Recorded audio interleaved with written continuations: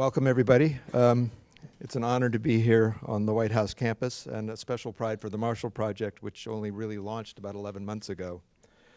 In the last year or so, Americans have begun paying much closer attention to the state of our criminal justice system. It's not news anymore that we incarcerate a greater percentage of our people than any other country, 4 times the rate of China, 5 times the rate of England, 9 times the rate of Germany. I think our only rival is North Korea, which is not particularly a company you want to be in. It's also not news that the people in our prisons and jails are disproportionately black and Hispanic. It's not news that the reasons for this include more severe sentences than you will find in other democracies, a failure to rehabilitate those we lock up so that many end up back behind bars, an aggressive war on drugs, and a bail system that means every day thousands of Americans are confined for the crime of being poor. It's also not news that in many of our cities we're seeing a breakdown of trust between police and the communities they serve. So we know all of this, and today we're going to focus instead on what we can do about it. So yesterday we saw the birth of another organization pressing for reform, this time an alliance of police chiefs and prosecutors, men and women on the front line, many of whom are in the audience today. We're all for reform. Everybody's for reform. There's a bipartisan groundswell for reform, but that word is pretty elastic. So for starters, I'd like to ask each of you, starting with the President, what's the goal here? Is it something more than just shrinking the prison population? What will success look like? Well, first of all, Bill, thanks for moderating this.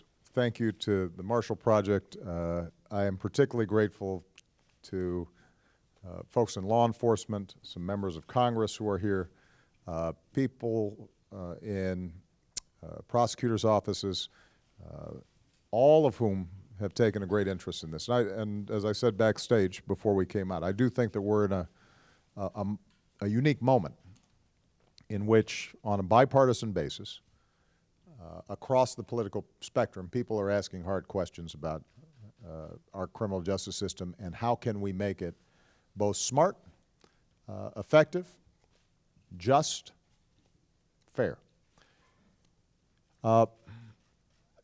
You're right, Bill, that reform encompasses a whole bunch of stuff, and not everybody's going to have the same views on every issue. But I do think there are certain principles that my administration, our esteemed Attorney General Loretta Lynch, and her deputy and others are pursuing, and there I do think that there's some rough agreement. Number one, I think there's a recognition that our criminal justice system should treat people fairly, regardless of race, wealth, station. That there has to be a consistency in the application of the law. I think that's an area where people agree. And so when I came into office and we saw a huge variance in how crack cocaine was being treated versus powder cocaine, people immediately asked the question, why is that? Particularly given that there might be differences in demographics in terms of who uses it. And that would be an example of an area where we had to reform it, and we still haven't gotten it where it probably needs to be, but we made a change. So one is fairness. Number two, proportionality. I think one of the things that has come up again and again in the discussions of reform is in any criminal justice system, we want to make sure that the punishment fits the crime. And if we know, for example, that someone engaged in a nonviolent drug crime should be punished, but that their sentence should not probably be longer than a rapist or a murderer, and yet that's not what our sentencing guidelines reflect, then that's a problem. So proportionality is a second issue that I'm concerned about. Number three is a recognition that incarceration is just one tool in how we think about reducing crime and violence and making our communities safe. And if that's the only tool, if we think we only have a hammer, then everything becomes a nail, then we're missing opportunities for us to create safer communities through drug diversion and treatment, for example, or through more effective reentry programs, or getting to high school kids or middle school or elementary school kids earlier so that they don't get in trouble in the first place. And how are we resourcing that? So that's a third area. Connected to that is, where are we spending our money? We know we're spending $80 billion a year incarcerating folks. If, in fact, we had smarter sentencing, we thought about how we're dealing with drug offenses more intelligently, we are working on evidence-based approaches to rehabilitation, reducing recidivism, and that leads us to save money that then in turn we can put on the streets to have a greater police presence, to cultivate better community police relations, to focus prosecutors' attention or police officers' attention on the truly dangerous criminals. Then aren't we better off, and isn't that what we should be pursuing? So those are the kinds of areas where I think there is actually rough agreement. Now, obviously, the devil's always in the details here, and there are going to be some disagreements on how successful is drug diversion, and can we, in fact, significantly reduce the prison population if we're only focusing on nonviolent offenses, where part of the reason that in some countries, in Europe, for example, they have a lower incarceration rate because they also don't sentence violent offenders for such long periods of time. Those are all legitimate debates, and I think that part of what our administration is trying to do is look at the data, figure out what we know works, what we don't, and the final point I'll make, and I've said this before with respect to criminal justice reform, we can't put the entire onus of the problem on law enforcement.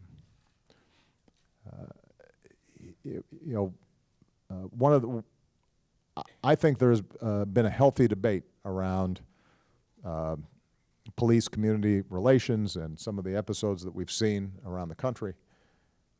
But we as a society, if we are not investing in opportunity for poor kids, and then we expect just the police to, and prosecutors to keep them out of sight and out of mind,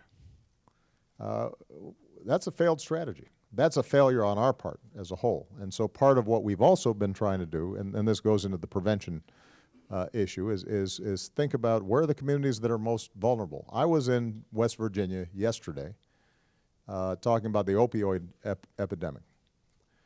Heartbreaking stories that you'd hear from parents about their children first getting Oxycontin or Vicodin, maybe from a medicine cabinet, and suddenly they are hooked. They move on to heroin, and there was a consensus: we need to spend more time on treatment and not just on incarceration as a strategy. And I pointed out to them that part of what makes this an area where maybe those of us who are better off or middle class are more sympathetic is because it seems more like our kids are vulnerable as well. But of course, that's illusory. If kids in the inner city are not getting treatment and opportunity, that's as much of a problem as if it's happening to our kids. And we got to think of all our children in that same way. And I'm encouraged by the fact, in particular, that law enforcement is making this point over and over again, because they have the credibility because of the courage and the hard work, and they're on the front lines. So with that, I should probably make sure that the chief actually gets a word in.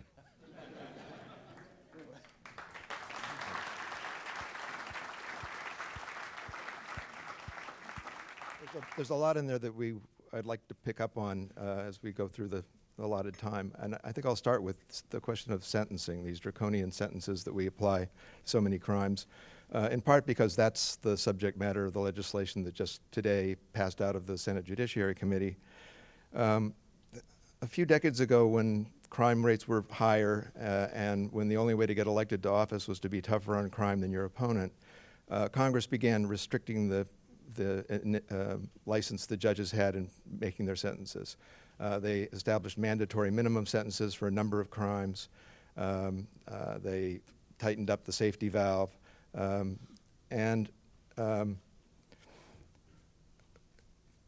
That seems to now be recognized as the pendulum having swung too far in one direction. So it's beginning to swing back a little bit in the other direction. The bill that passed out of the Senate Judiciary Committee today does some modest reductions in mandatory minimums.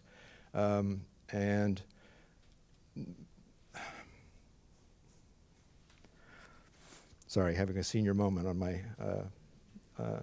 my thought. But prosecutors love mandatory minimums as a rule. So this is really a question for you, John. Prosecutors love mandatory minimums because they can use them as leverage to drive plea bargains, because they can use them to turn low-level offenders and get them to rat out their bosses. How far can you go in eliminating or reducing mandatory minimums, do you think? Why not just eliminate them altogether? Well, let me first start out by thanking the President and also the Attorney General for their incredible leadership in this area. Part of the reason we have a moment where all of law enforcement and the entire political spectrum are supporting changes to the sentencing regime is the leadership that you have shown and the people in this room have shown, including the Chief Beck.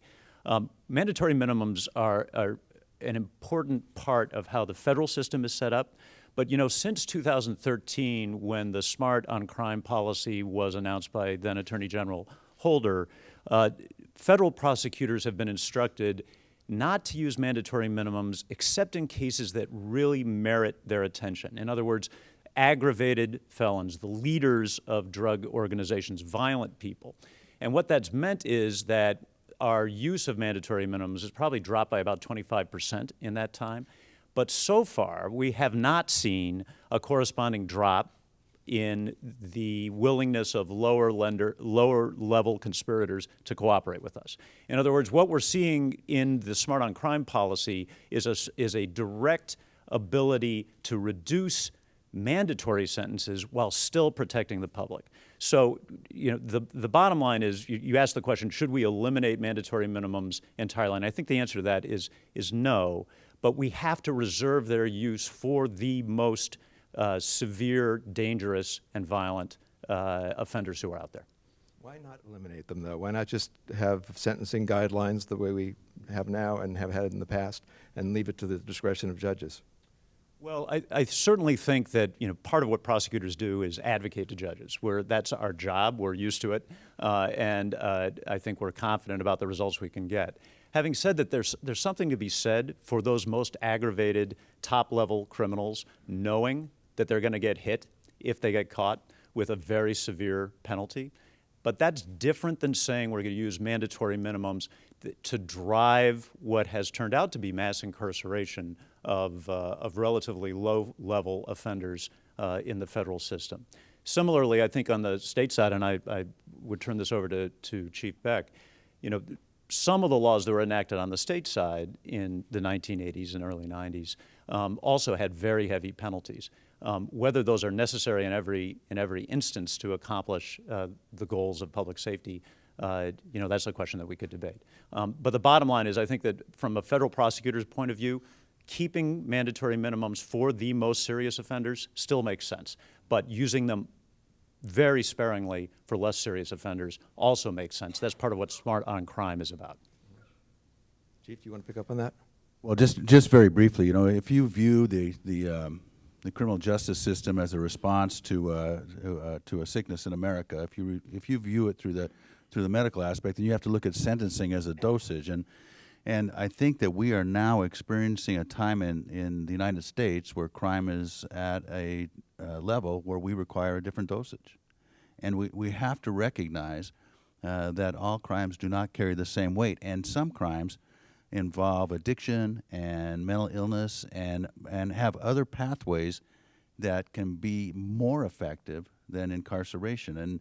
And you know, in states across the nation, some of our prisons and jails are schools for criminality, and to put young people, and it's mainly young people, into those schools for criminality based on minor offenses doesn't make any sense.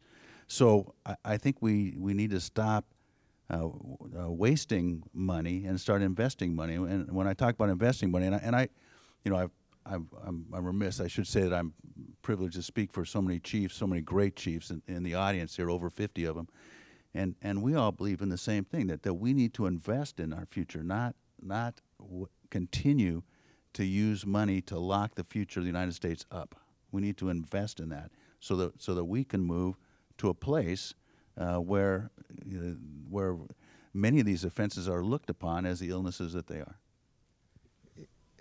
Your state has been sort of a laboratory in this regard. You're now in the 5th year of a court order to reduce prison populations. Last year, California passed Prop 47, which reduced a lot of felonies to misdemeanors.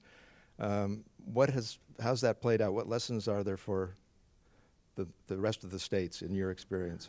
So I think there's some really, really good lessons to be learned, and California often leads the way, and sometimes we get things absolutely right, and sometimes things need adjustment. And I think it's important to recognize that what California did in 47 is take several hundred felonies, largely drug-related, and move them to misdemeanors. And a couple of things probably should have been included in that. We also took away progressive prosecution. So, in other words, you can be arrested and rearrested again for the same crime. And even though it's a misdemeanor at this point, there's no enhanced sentencing or enhanced ability to get folks into treatment. And then the other piece is there needs to be a stronger lever for the courts to encourage folks to go into treatment. You're realizing that we're dealing largely with addicts here, and they don't have self-determination enough to do it. So there needs to be a way to help do that. And then thirdly, and most importantly, there needs to be adequate programs for people to be diverted into. And it does no good, in my estimation, to arrest for these offenses over and over and over again with no place for them to go but back onto the street, to continue that cycle. And so, one of the things that I would love to see in this discussion is that we all acknowledge the fact that this is not a cost-saving measure. I don't believe that reducing incarceration should be looked at as a way to save money for a state or for the federal government. I think that it should be looked at as a way to develop money to reinvest into the futures of young people, and then that will in turn eventually save money. But in the short term, you got to have another pathway. In your first answer, Mr. President, you touched on what I think of as the two biggest myths about criminal justice reform. One of them, Chief Beck has just addressed, which is the idea that it's cheap, but that in the end you can save a lot of money by letting people out of prisons without reinvesting that money. The other is that you can significantly reduce the population of prisons by letting out low-level drug offenders. It's true at the federal level, nearly half of the people who are incarcerated are there for drug crimes, but at the state level, it's where most people are incarcerated, it's more like 17%. Are Americans willing to consider rolling back the sentencing for people who are violent criminals? Well, first of all, I think it's important to look at the evidence, and there's some conflicting data, but here's what we know, that we increased our prison population fourfold from 1980. And the best social science seems to indicate that initially, locking up folks who were violent for more certain longer stretches reduced violence on the streets, but that there was a diminishing return at a certain point, and it kind of flattened out. But we just kept on locking folks up. without at that point it being the main driver of violent crime reductions. And we have seen incredible, historic reductions in crime over the last 20 years. I know that there's been some talk in the press about spikes that are happening this year relative to last year, and I've asked my team to look very carefully at it. Attorney General Lynch has pulled together a task force, and it does look like there are a handful of cities where we're seeing higher than normal spikes.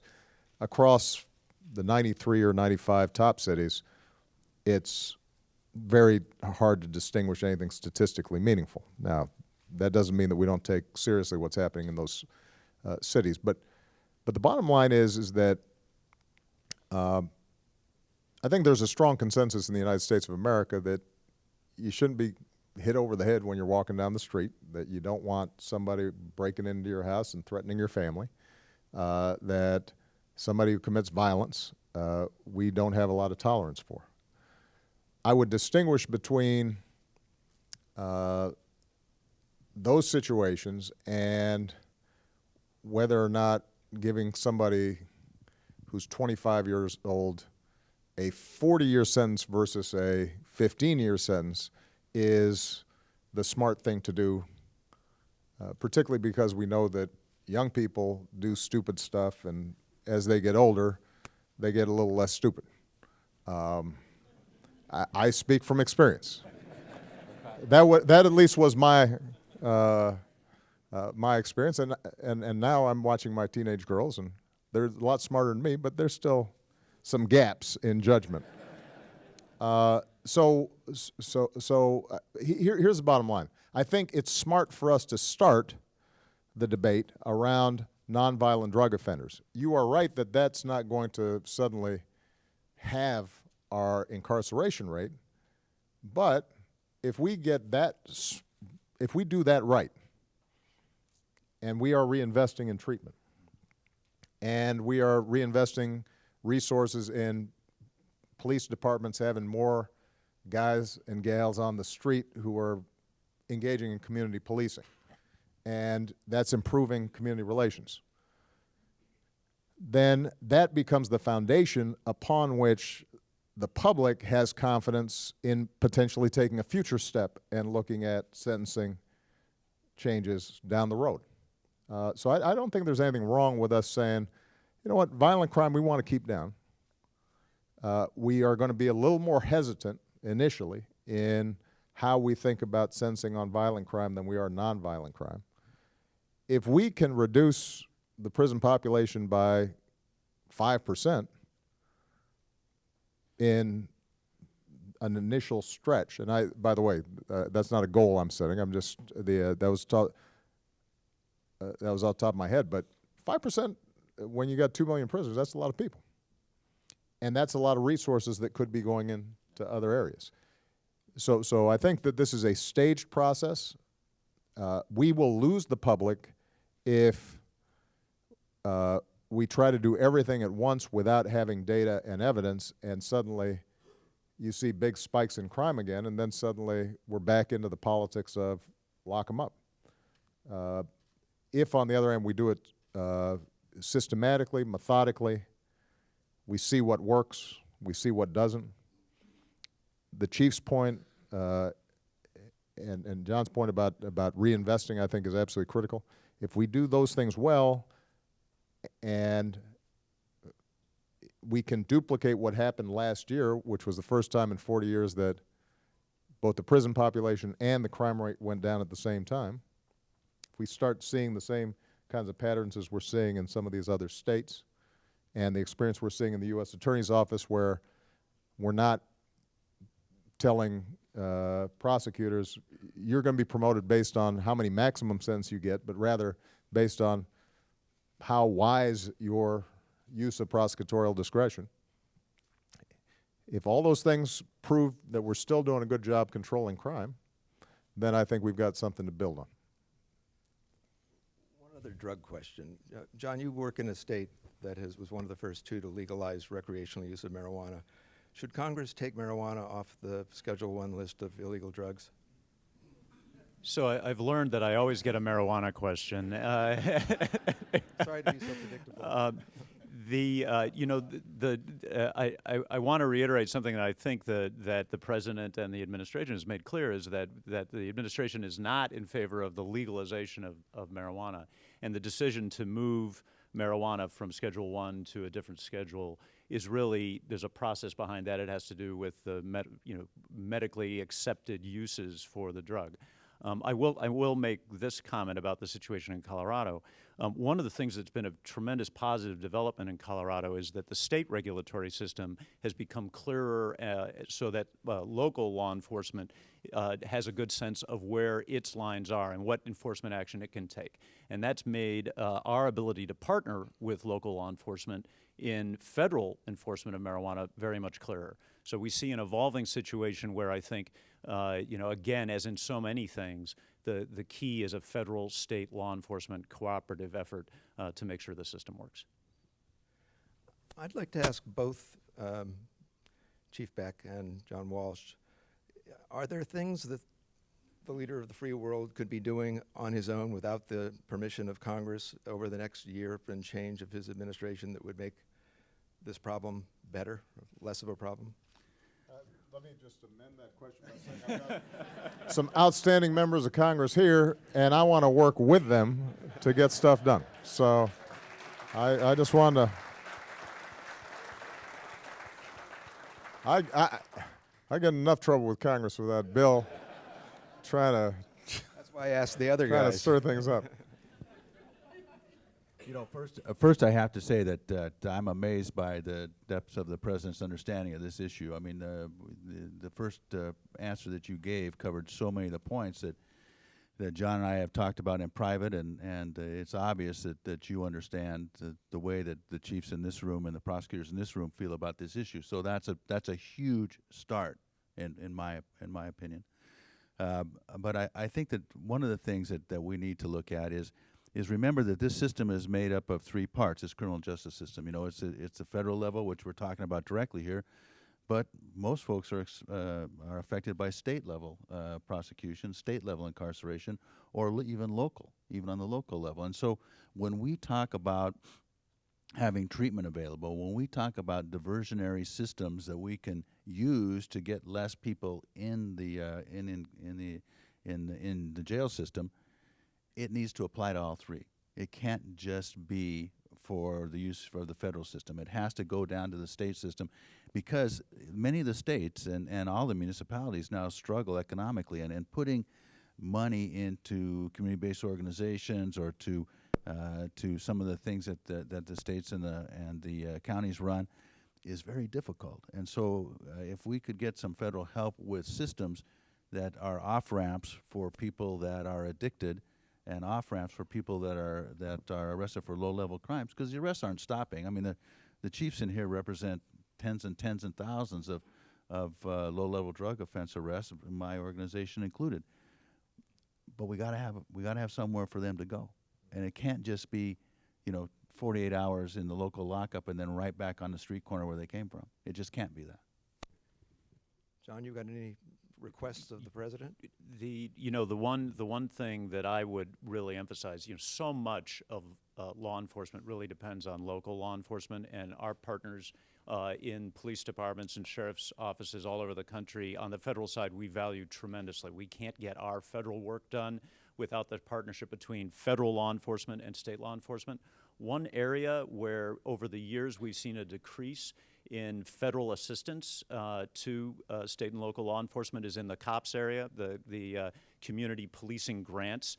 We have fewer officers on the street with federal money than we used to have, and that's an area that I think would go a long way to enabling the police departments and sheriff's offices to engage in that community-oriented policing that really will help prevent crime, so that we're not confronted with the situation of trying to decide how much of a sentence to give a violent offender, because maybe we prevented some young person from going down that road in the first place.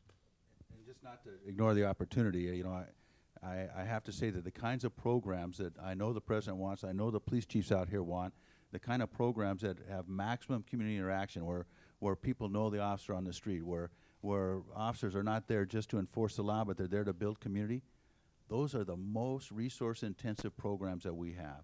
And you know, I know the president's familiar with a couple of programs we have in Los Angeles, and I thank him for bringing the Tingarides family out here for his State of the Union speech. But those kind of things are exactly the kind of programs that we could expand on with little help. And, Yes, and John. Bill, there's one other thing that I think is very important. You know, kind of an amazing number that I only relatively recently became aware of is that we release every year from state and federal prisons 600,000 people. So that's 600,000 prisoners coming back into society every year. Do we have 600,000 people's worth of reentry programs? I don't think so. We have a lot of work to do in that. State and local efforts are great. Many of the U.S. attorneys who are present here in this room have been working on developing great reentry programs all over the country. But that's another area where taking some of these savings and putting it into that kind of programming is going to reduce the reoffending rate and really make a big difference. Let's take a little time to talk about the need to repair the mistrust between police forces and the communities that they serve and protect. I've noticed we solicited questions and thoughts from our readers through social media, and one thing that recurred was a fairly high level of cynicism about the promises that we're all going to do better at policing, that we've taken the Black Lives Matter movement to heart. People say the people who are now prescribing a return to community policing are the same people who gave us stop and frisk and broken windows and these other strategies that, as they were applied in practice, tended to result in over-aggressive policing. And I guess the kind of cynical question from the masses would be, why should we trust you to get it right this time? You know, I'm actually going to, Chief, I'm going to interject before you Thank you, sir. But before you have to answer this, because no. Well, and the reason I say this is because it goes to something I said earlier, and that is when you look at, for example, racial bias in the criminal justice system.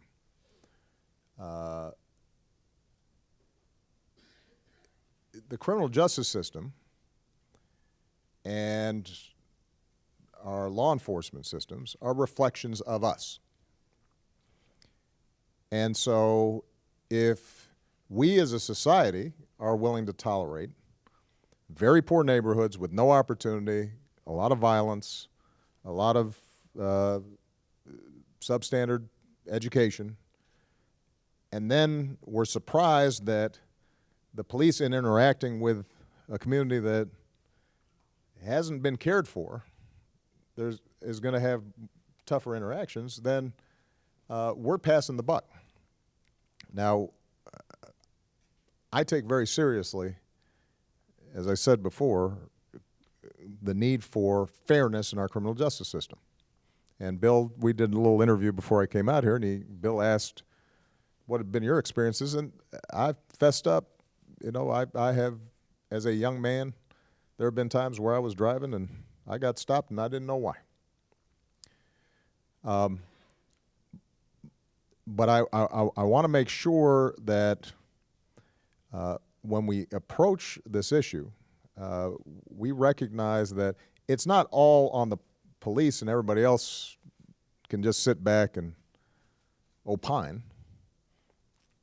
The community and the society and the city and the state and the nation have to be partners with the police so that we're not giving them impossible jobs, because they have the right to come home to their families. I will say this, that where I've seen really smart community policing that rebuilds trust, there is a commitment not only to train police more effectively and make sure that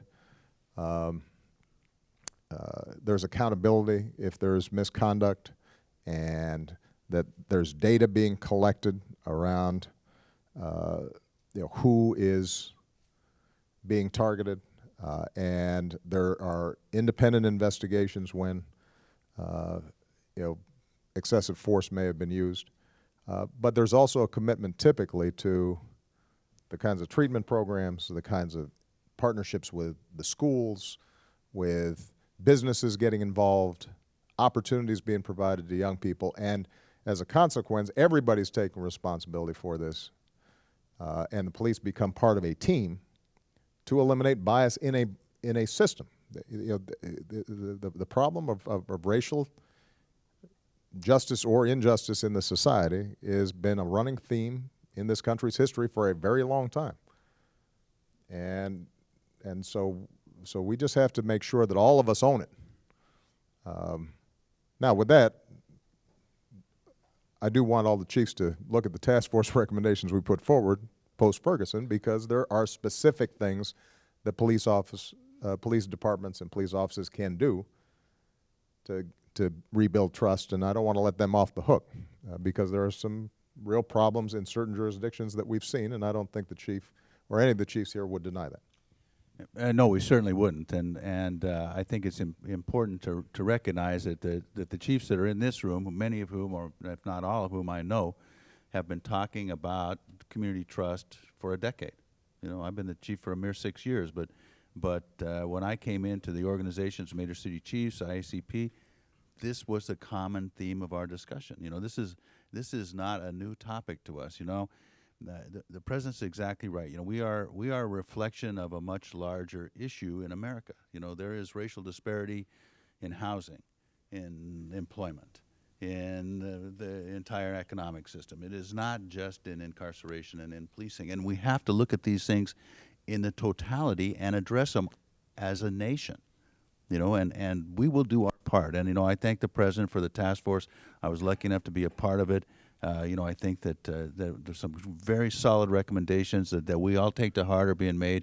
We know we can do better, but we have to recognize that we have a country where things are not always equal, and we can fix that. We can work on that, but we all got to work on it. It's not just the cops. It's everybody. And Mr. President, I've been stopped several times too. I always knew why. There are a number of times where I knew why also. I don't want to suggest that every stop was uncalled for. There were times where I checked my odometer and I just took that ticket. Mr. President, you referred to this earlier as a moment, an opportunity, and it's clearly true that people are paying more attention to it. We now have bipartisan, sort of cross-ideological arguments in favor of reforming the system. How durable is that moment? Do you worry at all that we might find ourselves a year down the road, there's a spike in crime, there's a Willie Horton-style horror story, or people just don't want to spend the money that it would take to fix the system, and we declare that what passed the Senate Judiciary Committee today was victory, mission accomplished, and we move on to something else? I think those are all real dangers. And we have to guard against those dangers, which is why I said that rather than think that we're going to all solve this overnight, and then when it doesn't get all solved overnight, we're disappointed. I'm much more interested in a sustained, steady process where we're bringing people together, we're listening to everybody, and we're trying to maybe start with some low-hanging fruit, and then we get deeper into it, and we figure out more of what works and what doesn't. We're balancing that against the public's primary interest, which is making sure that they're safe. And by the way, that's in poor communities and black communities as much as anybody. I mean, historically, when you look at it, one of the ironies here is that when you look at racial bias in the law enforcement and criminal justice system, historically it was under-policing in African American communities. The attitude was, let them, do whatever they want as long as they're not coming into our neighborhoods. And, there are hard-working, wonderful families and kids who they want to be safe. They want to be in partnership with the police. They just want to make sure that a police officer is properly trained so that just because a kid has a hoodie, they have, partly because they know the community, they don't automatically assume, well, that must be somebody I should arrest or frisk. And I can distinguish between kids the same way in their own neighborhood they can distinguish between kids who are really causing trouble and kids who are just being kids. So I think the moment is here, but we've got to build on it and we've got to be systematic about it. A couple things that haven't been said that I want to emphasize. Collecting data, I think, is something that's going to be very important in guiding us forward. And John was talking about federal, state, local cooperation. We don't really do a good job right now in collecting national data on a real-time basis. But we now have the tools and the technology to do it better. And the better our data, the better we can target where's real crime going on, where are we seeing maybe some problems in police-community interactions that we can catch ahead of time. It's transparent, so the community then has trust because they're seeing, all right, here's what's been happening. And so we're initiating both internally at the federal level, but also reaching out to departments to figure out how do we get a national database that's more effective. That's point number one. Point number two, we've got the outstanding chief of Camden, who I had a chance to visit. A great example of community policing and data driving down crime and regaining trust from the community. I mean, the chief here has got a sort of a war room that has cameras on some of the hot spots around the city, but it's not considered Big Brother because they've set up software where the community can direct the cameras so that they don't feel like they're being spied on from the outside, but rather it's a tool for the community to monitor what's happening. They're then sending that in, and the chief has retrained his entire department. First thing they did when they brought in new recruits, they just put them in the neighborhoods where they're going to be serving, and they had to walk basically for 24 hours, right? And if they needed to go to the restroom, they needed to get to know some people. And so they started meeting local businesses, creative work, like, for example, where they know there were hot spots and some gang shootings related to drugs. Chief takes some forfeiture money, I think it was, and this was one of my favorite stories because it's smart. It shows us thinking. Purchases 2 ice cream trucks. Has police officers drive the ice cream trucks, park them where the drug dealing's been going on, giving out free ice cream from the police. Suddenly families are out on the streets, and now it's creating a space in which, it's a lot harder for you to just be dealing drugs. And the chief talks about sometimes we know who the drug dealers are. Instead of arresting them where they're just going to be released, we're just going to have an officer stand right next to them. And and talking to them and asking them, why are you doing this? And so the point is that the use of technology, the use of data, combined with smart community policing, really can have an impact, really can make a difference. But my hope coming out of all these efforts, including the legislation, is that we put an emphasis on what works. And we're not blinded by ideology, and we're not blinded by fear. When all this talk that's getting hyped about this huge spike in violent crime, this is where you have to step back and say, all right, let's understand statistics. 2014 was a historic low in violent crime. So if there's a spike in some cities, that's something we have to take seriously and pay attention to, but that doesn't automatically suddenly translate into this notion that a crime wave's coming, because it's still lower this year than it was for every year between 1995 and 2013. It may be that last year was the anomaly. And that's an example of us having to make sure that we're not being driven by fear or bias in how we approach this problem, but we're looking at facts and trying to figure out what works and what doesn't. Our timekeeper, Carly, has just held up a sign that says stop. Actually, she held it up about 2/3 of the way through your last answer, but I figured It's okay. I didn't want to put her job at risk This is by my house. shutting you off. I can go over time generally. But maybe we can hear from Chief and John maybe some closing thoughts. You know, I just think this is a tremendous opportunity for law enforcement and the justice system in America. Out of crisis comes opportunity, and right now we do have a crisis of confidence, and it's a tremendous opportunity for us to do better at putting out our message, at about making sure that that people are treated fairly, and then making sure that we're effective law enforcement. And this will be looked at in history as a door that was open, and hopefully we will walk through it together. You know, I just want to echo a comment that the chief made a moment ago, which is I'm just amazed by the command of this area that the president has got among the million other things that he does.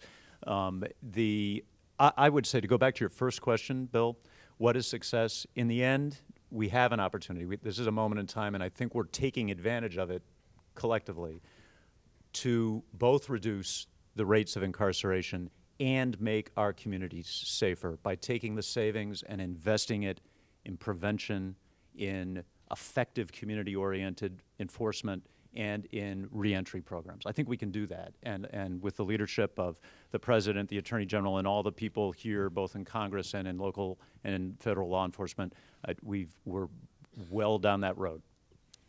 And because it's my house, I'm going to take one last. I want to drive home one point, and that is the relationship between race and the criminal justice system, because this is where sometimes politics intrudes.